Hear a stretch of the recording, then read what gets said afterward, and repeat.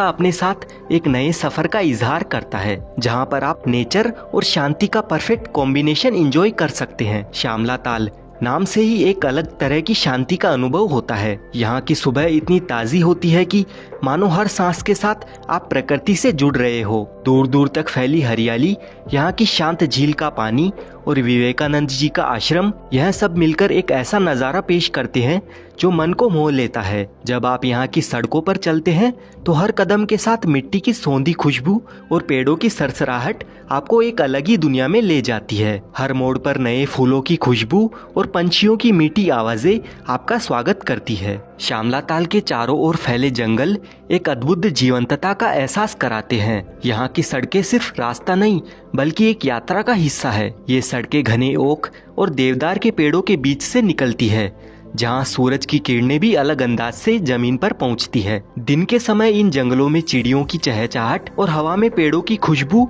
एक अलग ही सुकून देती है। शाम होते ही इन सड़कों पर एक रहस्यमय शांति छा जाती है। ये सड़कें आपको श्यामला ताल झील के किनारे तक ले जाती है, जहाँ पर आप घंटों बैठकर शांत पानी और आसपास के पहाड़ों का नजारा देख सकते हैं। और हाँ, श्यामला ताल में एक ऐसी जगह है जो आपकी यादों में हमेशा के लिए बस जाएगी। पहाड़ों पर बना एक प्यारा सा वुडन कॉटेज। बाहर से जितना ये कॉटेज अट्रैक्टिव है, अंदर से यह उतना ही आरामदायक और व्यवस्थित है। यह कॉटेज पूरी तरह से लकड़ी से बना हुआ है, जो हमें एक यूनिक और आरामदायक एहसास देता है। श्यामला ताल से करीब 1.5 किलोमीटर दूर सयाला गांव में पहाड़ के बीच में ये कॉटेज बना हुआ है, जिसके आगे सिर्फ जंगल है। इस कॉटेज में एंटर करते ही आपको 2 रूम देखने को मिलेंगे। साथ ही दोनों रूम में अटैच बाथरूम भी है और एक तरफ आपको एक आधुनिक और पूरी तरह से सुसज्जित किचन एरिया मिलता है। यहाँ एक लंबा काउंटर है जहाँ पर आप अपनी पसंद का खाना बना सकते हैं और सिंक, बर्तन व बाकी आवश्यक चीजें भी मौजूद है। ये एक ऐसी जगह है जहाँ पर आप अपनी पसंद का खाना बनाकर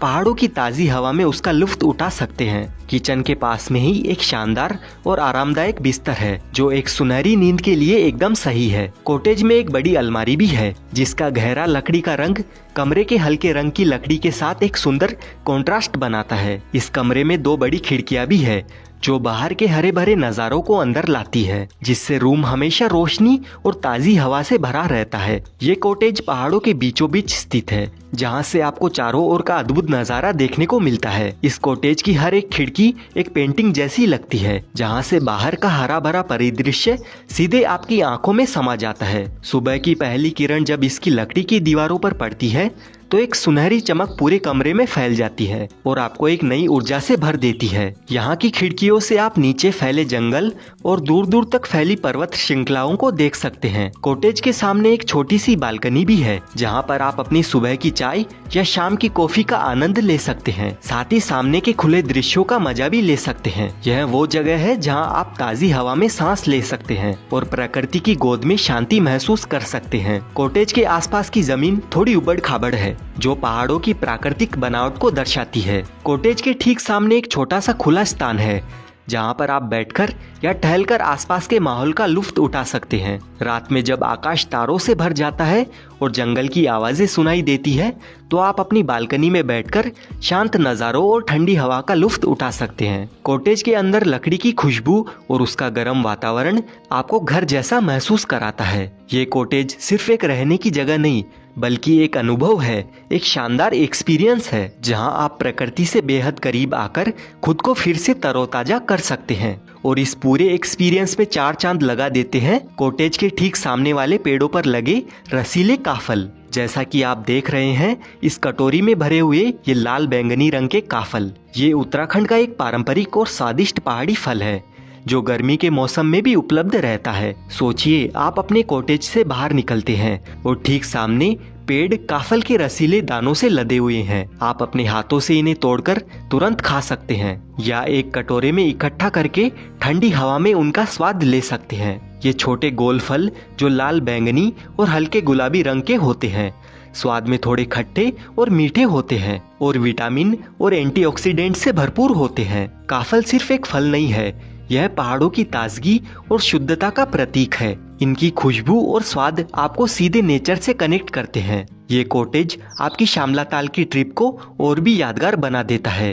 ये दर्शाता है कि कैसे यहाँ की प्रकृति आपको सिर्फ सुंदर नज़ारे ही नहीं बल्कि शुद्ध हवा, माइंड को टेंशन फ्री, बॉडी को रिलैक्स कर देती है। अगर आप भी यहाँ आकर अपनी फैमिली या फ्रेंड्स के साथ बेस्ट टाइम स्पेंड करना चाहते हैं या ऐसी एक शांत प्लेस को ढूंढ रहे हैं तो स्क्रीन पर दिए गए इन नंबर पर कॉल करके ये कॉटेज अभी बुक कर सकते हैं और शामला ताल आकर एक मेमोरेबल एक्सपीरियंस ले सकते हैं। अब बात कर लेते हैं ये शामला ताल है कहाँ पर, यहाँ पर पहुँचा कैसे जाए।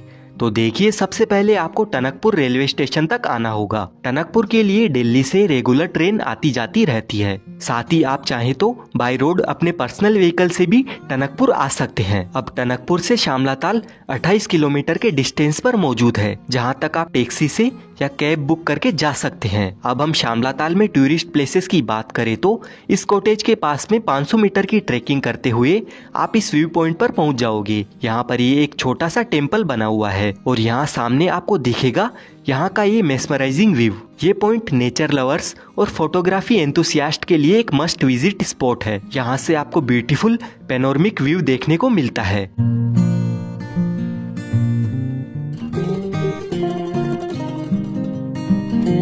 इस व्यू पॉइंट से कुछ ही दूर पर शामला ताल की सेकंड प्लेस है खुद शामला ताल लेक। इस लेक में आप बोटिंग कर सकते हैं जिसके चार्जेस पर पर्सन 100 रुपीज है। साथ ही आप यहाँ पर मैगी और मोमोज का लुत्फ भी उठा सकते हैं और यहाँ पर बैठकर शांति से टाइम स्पेंड कर सकते हैं।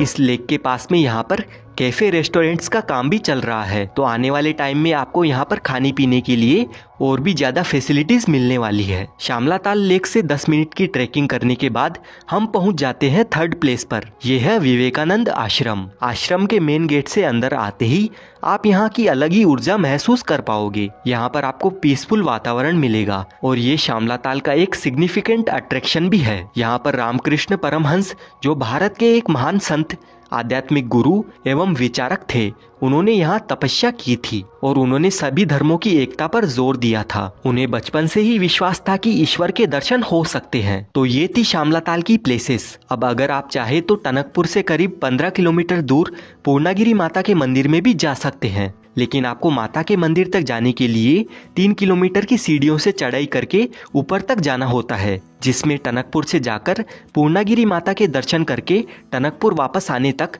3 से 4 घंटे का टाइम लग जाता है। साथ ही टनकपुर में आप इंडो नेपाल बॉर्डर भी देख सकते हैं। दोस्तों, आपने देखा कि शामला ताल सिर्फ एक हिल स्टेशन नहीं बल्कि एक ऐसी जगह है जहां स्पिरिचुअलिटी और नेचर का परफेक्ट ब्लेंड मिलता है। हर कॉर्नर में एक नई कहानी छुपी हुई है और हर कदम आपको सुकून और एडवेंचर का एक नया रंग दिखाई देता है। अगर आप शामला ताल विजिट करने का प्लान बना चुके हैं तो शामला ताल में स्टे करने के लिए इस वुडन कॉटेज को बुक करना न भूलें।